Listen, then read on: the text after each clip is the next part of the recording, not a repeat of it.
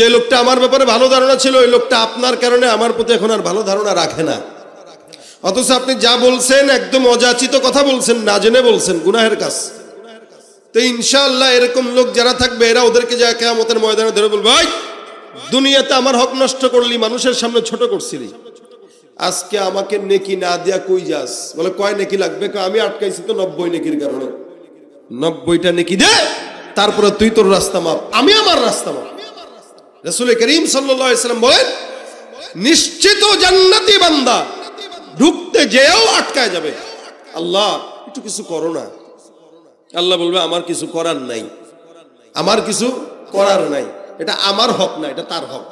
ও ভাই, দুনিয়াতে প্রত্যেক দিন টাকা ধরেন, কিন্তু টাকা আপনার না আরেকজনের। ওই টাকা আপনি যতই বলেন এটা আমার, লাভ নাই। আপনার কাছে টাকার বান্ডিল থাকলেও কিছু কিনতে পারতেছেন না, লাভ নাই, কারণ এটা আপনার না আরেকজনের। সে যদি আপনাকে দেয় তাহলে আপনি খরচ করেন, না দিলে আপনার কোনো লাভ নাই। আল্লাহ পাক বলে, বান্দা ওই বান্দার হক নষ্ট করছো, তার সঙ্গে বোঝাপড়া করো। এখন ওই নিশ্চিত জান্নাতি বান্দা, তার এই হক নষ্ট করার কারণে তাকে 10 নেকি দিয়া এ 10 নেকি শূন্য হয়ে জাহান্নামী হয়ে যাবে, আর ওই বান্দা নিশ্চিত জাহান্নাম থেকে নিশ্চিত জান্নাতে ঢুকে যাবে। এজন্য হযরত আবু বকর সিদ্দিক রাদিয়াল্লাহু তাআলা আনহু উনি একবার জিহ্বাটাকে এরকম বের করে, এই জিহ্বাকে এরকম টিপ দেয় আঙুল দিয়ে, ডানে একবার নিয়ে টানে, বামে একবার নিয়ে টানে, পিছনে একবার নেয়, উপরে একবার নেয়, বারবার জিহ্বা টানে। সাহাবী একজন দেখে ডাক দিয়ে বলেন, আবু বকর কাহিনী বুঝলাম না, আপনার মতো একজন সাহাবী পাগলের মতো কেন ব্যবহার করতেছেন? বলে কি ব্যবহার? বলে যে আপনি বারবার জিহ্বাটাকে নিয়ে ডানে নেন, বামে নেন, এই কেন করেন আপনি? আমাকে একটু বর্ণনা বলেন তো। আবু বকর সিদ্দিক রাদিয়াল্লাহু তাআলা আনহু ইসলামের কত নম্বর খলিফা? হ্যাঁ, 1 নম্বর। এত বড় একজন খলিফাতুল মুসলিমিন আবু বকর ডাক দেয়া বলে, ও ভাই, আমি আমার জিহ্বাটাকে একটু শাসন করার নিয়তে বারবার এরকম করে টান দেই, ডানে নেই বামে নেই। কারে শাসন করে? জিহ্বা। আচ্ছা, জিহ্বা কিছু বুঝে রে শাসন করে যে? বারবার ডান দিয়া বামে নেয়, টান দিয়া বামে নেয়, উপরে নেয়, আবার হুট করে একটা টিপ দিয়া কয়, জিহ্বা খবরদার, নিজেকে নিজে সংযত রাখ, উল্টা পাল্টা মন্তব্য করবি না, কারো ব্যাপারে গীবত করবি না। এ সাহাবী, জানো আমি আমার জিহ্বাটাকে বারবার শাসন করি, কারণ হলো এই জমিনের মধ্যে যত মানুষকে বিপদের মধ্যে পড়তে দেখলাম শুধুমাত্র জবানের খেলাফের কারণেই দেখলাম। জবানের যার কন্ট্রোল নাই, ওই বান্দার জমিনের মধ্যে শান্তি নাই, সম্মান নষ্ট হয়, ওয়েটও নষ্ট হয়, ঠিক কিনা? জবানের হেফাজত নাই, তার সম্মানের হেফাজত নাই। এই জন্য রাসূল সাল্লাল্লাহু আলাইহি ওয়াসাল্লাম অন্য হাদিসের মধ্যে বর্ণনা করেন, তুমি আমাকে 2টা জিনিসের গ্যারান্টি দাও, আমি তোমাকে জান্নাতের গ্যারান্টি দিব। সুবহানাল্লাহ। রাসূল বলেন, কয়টা জিনিসের গ্যারান্টি? 1 নম্বর, নবী বলেন, তোমার 2 পায়ের রানের মাঝখানে যে জিনিস আছে, অর্থাৎ লজ্জাস্থান, তুমি তোমার লজ্জাস্থানের গ্যারান্টি দাও, আমি তোমাকে জান্নাতের গ্যারান্টি দিব। 1 নম্বর কিসের গ্যারান্টি? লজ্জাস্থানের গ্যারান্টি। রাসূল বলেন 2 নম্বর, যেটা তোমার চোয়ালের মাঝখানে যে জিহ্বা আছে, এই জিহ্বার গ্যারান্টি দাও আর লজ্জাস্থানের গ্যারান্টি দাও, আমি তোমাকে আল্লাহর জান্নাতের গ্যারান্টি লিখে দিয়ে দিব। সুবহানাল্লাহ। যার এটার কন্ট্রোল নাই, ওর সম্মানের কন্ট্রোল থাকে না, যে কোনো সময় কথার কারণে সম্মান চলে যায়।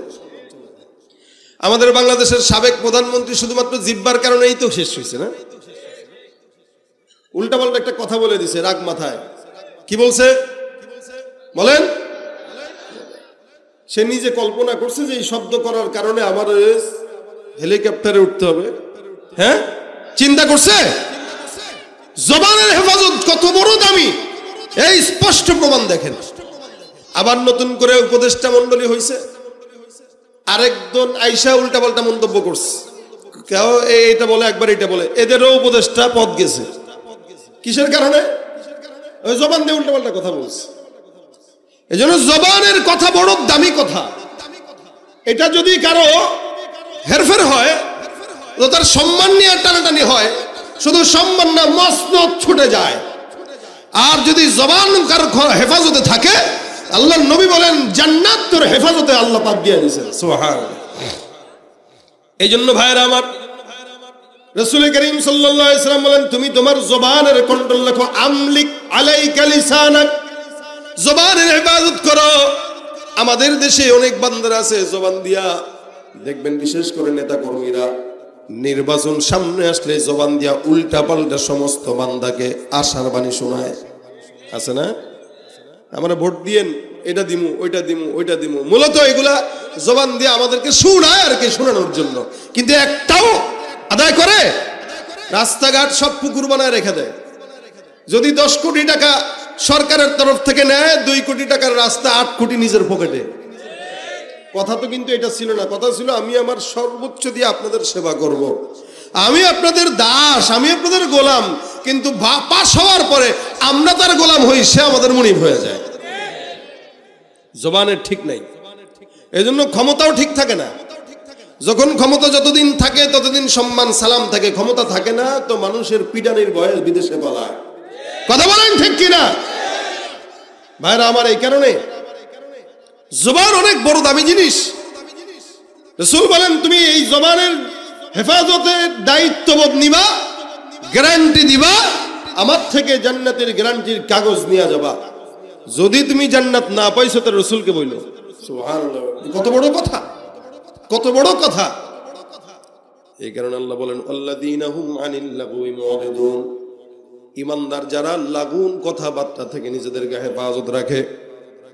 আবু বকর সিদ্দিক রাদিয়াল্লাহু তাআলা আনহু বলেন আমি আমার জিহ্বাটাকে হেফাজতের জন্য বারবার বারবার বারবার শাসন করি, আমার জবান যেন অন্য কোনো উল্টাপাল্টা মন্তব্য না করে। কারণ দুনিয়াতে যত মানুষকে দেখলাম সব মানুষকে শুধুমাত্র তাদের জবানের কারণেই বেইজ্জতি হতে দেখেছি। তার মানে জবানের হেফাজত যার আছে ওই বান্দার সম্মানের হেফাজত করেন কে? চায়ের দোকানে বসে নামাজটা পড়ে গীবত করতেছেন, আপনি জানেন না কার গীবত করেন, কেন করেন? নবী করিম সাল্লাল্লাহু আলাইহি ওয়াসাল্লাম হাদিসের মধ্যে বর্ণনা করেন, এই গীবত কি জানো? আবু হুরায়রা থেকে বর্ণিত, আবু হুরায়রা বলেন আতাদরুনা মাল গীবা, রাসূল বলেছেন এই গীবত কি জানো? সাহাবা একরাম ডাক দেয়া বলেন আল্লাহু আ'লাম ওয়া রাসূলু। সাহাবা একরামদের এটা একটা আদব ছিল, যত বেশি জানতেন না কেন বলতেন আল্লাহ আল্লাহর রাসূল ভালো জানেন। কারণ রাসূল যেটা জানে নিজের থেকে নয়, কার থেকে? আল্লাহর থেকে। নবী করিম সাল্লাল্লাহু আলাইহি ওয়াসাল্লাম ডাক দেয়া বলেন আতাদরুনা মাল গীবা, এই তোমরা গীবত কারে কয় জানো না? কি বলে না? আল্লাহ আল্লাহ রাসূল ভালো জানেন। রাসূল বলেন যিকরুকা আখাকা বিমা ইয়াকরাহু, এ বান্দা তুমি এমন কোন মজলিসের মধ্যে এমন কোন ভাইয়ের আচরণ করতেছো যেই লোকটার অগোচরে আচরণ করছো, ওইটা যদি লোকটা জানে তাহলে কষ্ট পায়। এরকম বান্দার অনুপস্থিতি বান্দার গুণ অথবা দোষ নিয়ে বর্ণনা করার নাম হলো গীবত। এ ভাইরা আমার, সাহাবা একরাম ডাক দিয়া বলেন হুজুর এটা ইন কানা ফিহি, যদি এটা তার মধ্যে থাকে, অর্থাৎ আপনি যেই অন্যায়টা আরেকজনের ব্যাপারে গীবত করতেছেন যদি ওই অন্যায়টা তার মধ্যে থাকে, রাসূল ডাক দেয়া বলেন ইন কানা ফিহি, যদি তার মধ্যে ওইটা থাকে তাহলেই তো তুমি গীবত করলে, ওটার নাম তো গীবত। আর যদি ওই দোষটা ওই বান্দার মধ্যে না থাকে ওটা গীবত নয়, ওটা হলো অপবাদ। গীবত এটা জিনার চাইতেও খারাপ, গীবত এটা জিনার চাইতেও মারাত্মক। আল্লাহ পাক রব্বুল আলামিনের হাবিব বলেন গীবত জিনার চেয়েও খারাপ। কেন?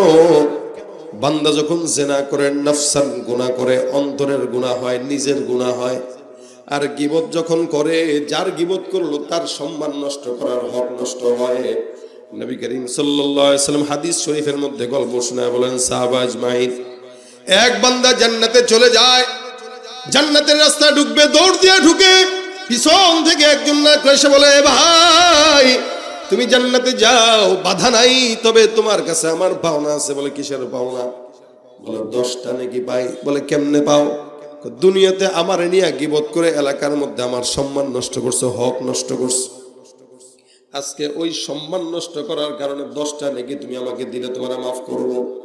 আমি 10 নেকির কারণে জান্নাতে যেতে পারতেছি না, সুতরাং তুমি আমাকে 10টা নেকি দিবা, তারপরে মাফ করব, তুমি জান্নাতে যাবা, আমিও জান্নাতে যাব। নবী করিম সাল্লাল্লাহু আলাইহি ওয়াসাল্লাম বলেন ওই বান্দাটা জান্নাতের গেট বরাবর গিয়েও দাঁড়ায় গেল, আল্লাহ এই বান্দাটা আমার কাছে নেকি চায়, মালিক তুমি যে আমাকে জান্নাতের গ্যারান্টি দিলা, দেখো আল্লাহ পাক রব্বুল আলামিন বলে, হে বান্দা, তোমাকে আমি জান্নাতের জন্য গ্যারান্টি দিয়ে দিলাম, জান্নাতে ঢুকবা, বাধা নাই, তুমি জান্নাতে চলে যাও, কোনো আমার তরফ থেকে নিষেধ নাই।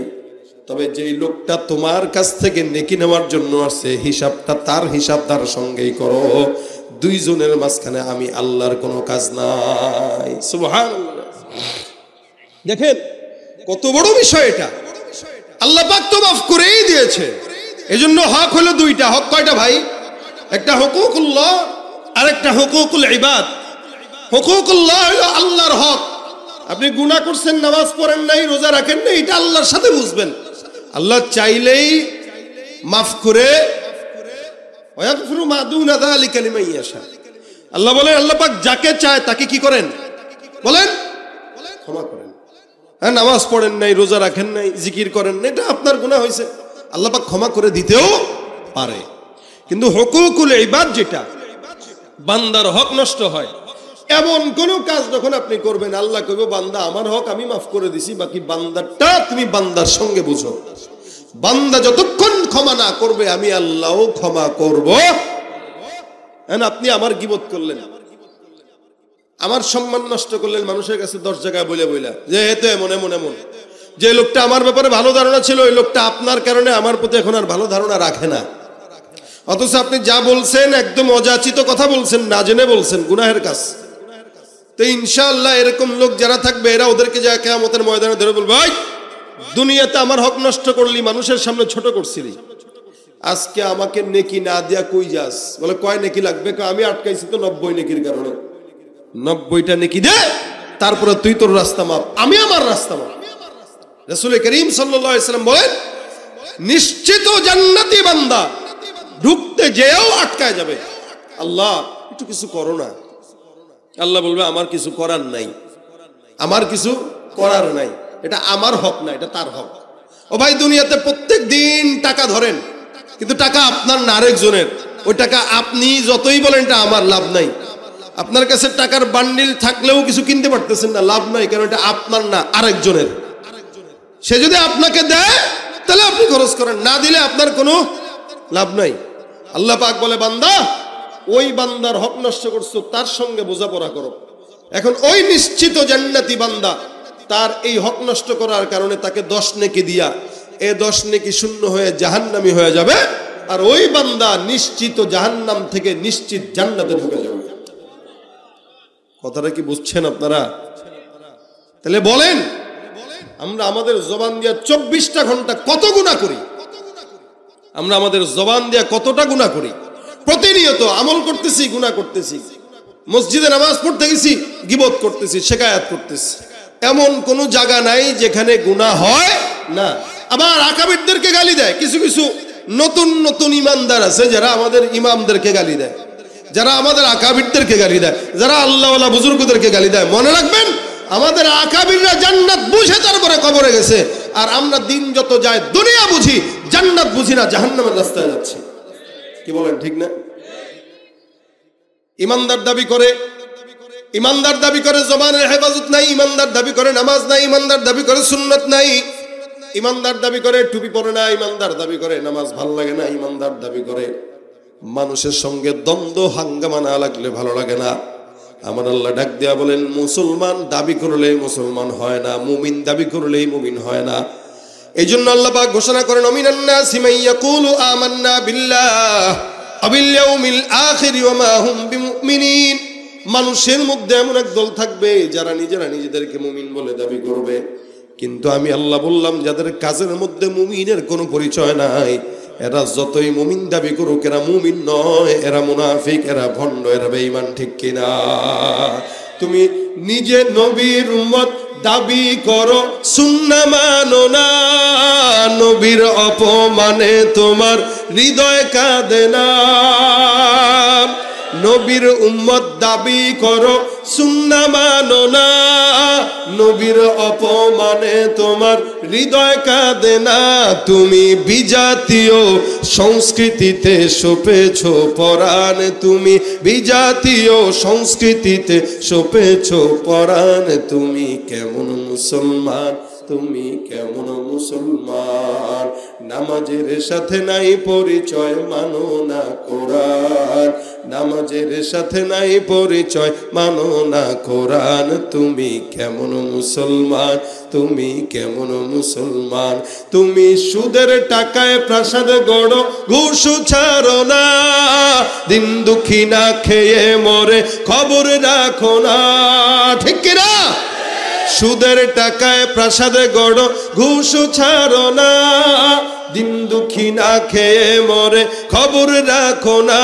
তুমি ঘুষ খেয়ে বিচার করো সাজিয়া প্রধান, তুমি ঘুষ খেয়ে বিচার করো সাজিয়া প্রধান। তুমি কেমন মুসলমান, তুমি কেমন মুসলমান? নামাজের সাথে নাই পরিচয় মানো না কোরআন, নামাজের সাথে নাই পরিচয় মানো না কোরআন। তুমি কেমন মুসলমান, তুমি কেমন মুসলমান? বলেন তো মুসলমান কি নামের নাম না কামের নাম? বলেন। কাজের, কাজের। ক্বালু সামি'না ওয়া আতা'না, যা শুনবো তাই কি করব? কথা বুঝে না এরা। কি করব? সামি'না ওয়া আতা'না, শুনবো এতাআত করব, শুনবো মানবো। আর ইহুদি খ্রিস্টান নাসারা বেঈমানদের হালত হইল সামি'না ওয়া আসাইনা, শুনবো এক কান দিয়ে ঢুকাবো, ছাগলের মতো আরেক কান দিয়ে বের করে দিব। আর মুসলমান যদি হাল এই হয়, প্রতিদিন ওয়াজ শোনার পরেও যদি গীবত বন্ধ না হয়, প্রতিদিন ওয়াজ শোনার পরেও যদি নামাজ না ধরতে পারে, প্রতিদিন ওয়াজ শোনার পরেও যদি নিজের পরিবর্তন না হয়, ভাই এই জাতি হইল ইহুদি জাতির মতো, যারা শুনে আর ছাগলের মতো বের করে। কথা ঠিক না? এই জন্য রাসূল বলেন, তোমরা দুইটা জিনিসের গ্যারান্টি দাও। আল্লাহ পাকের হাবিব বলতেছেন আমি জান্নাতের গ্যারান্টি দিব। এই জন্য রাসূল সাল্লাল্লাহু আলাইহি ওয়াসাল্লাম বলতেছেন আমলিক আলাইকা লিসানাক, তুমি তোমার জবানের হেফাজত করো। কারণ যে জবান যত বেশি চুপ, ওই জবান তত আগে নাজাত পায়। সুবহানাল্লাহ বিহামদি, মান সাকাতা নাজা। রাসূল বলেন যে যত বেশি চুপ থাকে সে তত বেশি কি পায়? নাজাত পায়। নাজাতের সবচেয়ে, দেখবেন বোবা মানুষের কোনো শত্রু আছে? নাই। বোবার কোনো শত্রু নাই, পাগলের কোনো শত্রু নাই। এনে বুঝে টুঝে না, বাস ও নিজের মতো নিজে নিজের দেশে নিজেই রাজা। বোবাও ঠিক এরকম, সারা দুনিয়ার মানুষের সঙ্গে চলবে ফিরবে, তার কোনো শত্রু নাই, কারণ সে কথাই বলতে পারে না। এজন্য যে ব্যক্তি যত কম কথা বলে, ওই ব্যক্তির শত্রুতাও তত, শত্রু মানুষও কম, ওই ব্যক্তি বিপদেও পড়ে কম। কথা বলবো, বলবো না এটা না, উত্তম কথা বলবো, কারণ কথা এটা দামি জিনিস, এটা মানুষের ভিতরে থাকে। আল্লাহ পাক যদি আমাদেরকে বলতেন এক একটা কথার কারণে 10 টাকা করে আমাকে বিল দিবা, এই জীবনে কত কথা বলছি ভাই, টাকা দিতে দিতেই তো শেষ হয়ে যেতাম, বাড়ি গাড়ি করতাম নাকি? পারতাম। কিন্তু আল্লাহ পাক জবানটাকে আমাদেরকে একদম আনলিমিটেড দিয়ে দিয়েছেন, যত মন চায় তত কথা বলতে পারতেছে। এই বেশি পায়ে গেছে, এই কারণে আমাদের জবানের কোনো হেফাজত নাই। যদি লিমিট হয়ে যেত যে 1 বছরে এত শব্দ, এই বেশি শব্দ ব্যবহার করতে পারবে না, তাহলে প্রতিদিন শব্দ একটা করে বলতো আর গুনতো যে কয়টা বাকি আছে, গনি। কি বলেন? কিন্তু আল্লাহ পাক এটারে ফ্রি দিয়ে দিছে। এই জন্য বান্দা যা মন চায় মুখ দিয়ে তাই বলে, যা মন চায় তাই করে। রাসূল সাল্লাল্লাহু আলাইহি ওয়াসাল্লামের জামানায় 2 জন মহিলা রোজাদার, তো রোজাদার ব্যক্তি 2 জন হুট করে পিপাসার কারণে বসে রয়েছে, মরার মতো হালত হয়ে গেছে। সাহাবী একদিন যায়, ইয়া রাসূলুল্লাহ, 2 জন মহিলা রোজাদার অবস্থায় এমন হাল, পানির পিপাসা লাগলো। রাসূল করিম সাল্লাল্লাহু আলাইহি ওয়াসাল্লাম বলেন, যাদের পানির পিপাসা লাগছে মনে হয় এরা গোশত খেয়েছে, যার কারণে পানির পিপাসা লেগেছে। সাহাবী কয়, হুজুর গোশত খাইলো কেমনে? রোজাদার মানুষ। নবী বলেন, গোশত না খাইলে তো পানির পিপাসা লাগার কথা না। দেখবেন কাচ্চি যত বেশি খান পানি লাগে কি লাগে না? কাচ্চি গোশত আছে, এমনিও যদি গরুর গোশত খান পিপাসা লাগে, এগুলো মানুষের পানির পিপাসা বাড়ায়। সাহাবী বলতেছেন, হুজুর এই 2টা মহিলার হাল এরকম এরকম। রাসূল বলেন, এটা নিশ্চিত গোশত খাইছে, যার কারণে আমি বললাম তো তোমরা শুনে নাও। সাহাবী কয়, চল রাসূলের কাছে চল। 2 জন মহিলাকে নবীর কাছে নিয়ে গেলেন। রাসূল সাল্লাল্লাহু আলাইহি ওয়াসাল্লাম ডাক দিয়া বলেন, তোমরা নিশ্চিত নিজেরা গোশত খেয়েছো? সাহাবী মহিলা ডাক দিয়া কয়, হুজুর না না, গোশত খাই নাই। হুজুর এমনি এমনি পানির পিপাসা রাসূল লাগছে। রাসূল বলেন না না, এমনি এমনি পানির পিপাসা লাগার কথা না। এ ভাইরা আমার, সাহাবী দুইজনকে রাসূল সাল্লাল্লাহু আলাইহি ওয়াসাল্লাম ডাক দিয়া বলেন, শুনো, বিশ্বাস যদি না হয় দুইটা পাত্র নিয়ে এসে তাদের সামনে দাও, পাত্রর মধ্যে তাদেরকে বলো বমি করার জন্য।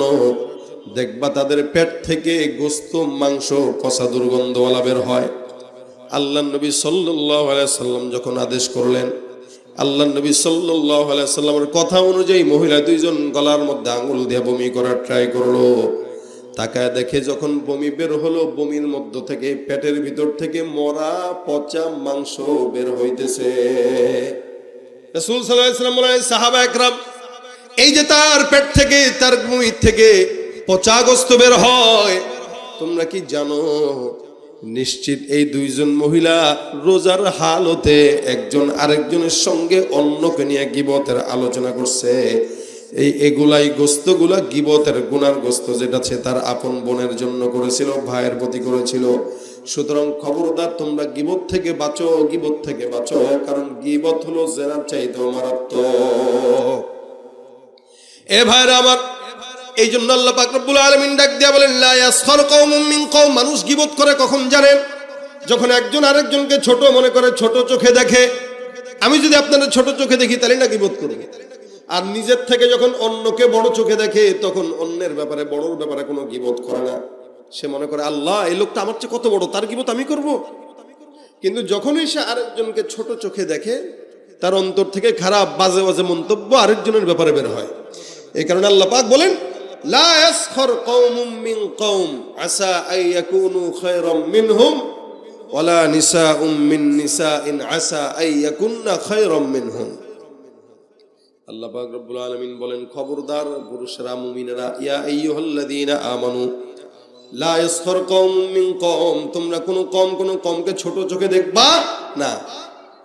পুরুষেরা তাদের বংশ নিয়ে গর্ব করে, রাজনীতির দল নিয়ে করে। দেখবেন এদেশের যারা রাজনীতি করে নোংরা, আমাদের বাংলাদেশের রাজনীতি সবই নোংরা। এই নোংরা রাজনীতি যারা করে, স্টেজে উঠা এক দল আরেক দলকে চোর বলে। কিন্তু বাংলাদেশের স্বাধীনতার পর থেকে এখনো পর্যন্ত যারা ক্ষমতায় আসছে আর গেছে, আমি বলবো সবাই একই পাখির দুই ডানা। আসতে কইলেন আপনারা? ভাই, আপনারা আওয়ামী লীগ করেন, বিএনপি করেন, আপনাকেও হিসাব। কিন্তু আমি এই সবগুলোর চোর মনে করি। কথা সত্য, কথা স্পষ্ট। আপনারা দল করতে পারেন, কিন্তু আমি এদের সবগুলোর চোর মনে করি। কারণ যারা ক্ষমতায় ছিল এগুলোও চোর ছিল, যারা আসবে আসবে ভাব, এরাও এখন চুরি করা শুরু করছে। এজন্য এগুলো সব চোর। এদের মধ্যে কোনো মানবতা নাই, কোনো ইসলামী মূল্যবোধ নাই, এদের ভিতরে কোনো প্রকার আল্লাহর ভয় নাই। যদি থাকতো তাহলে নোংরা রাজনীতি করতে পারতো না। এই জন্য এই দেশে শান্তি তখন আসবে যখন কোরআন সুন্নাহর আইন আসবে। আপনারা কি মনে হয়? ইন্নাদ-দীনা ইনদাল্লাহিল ইসলাম। আল্লাহ বলতেছেন আল্লাহর কাছে মনোনীত ধর্ম ইসলাম।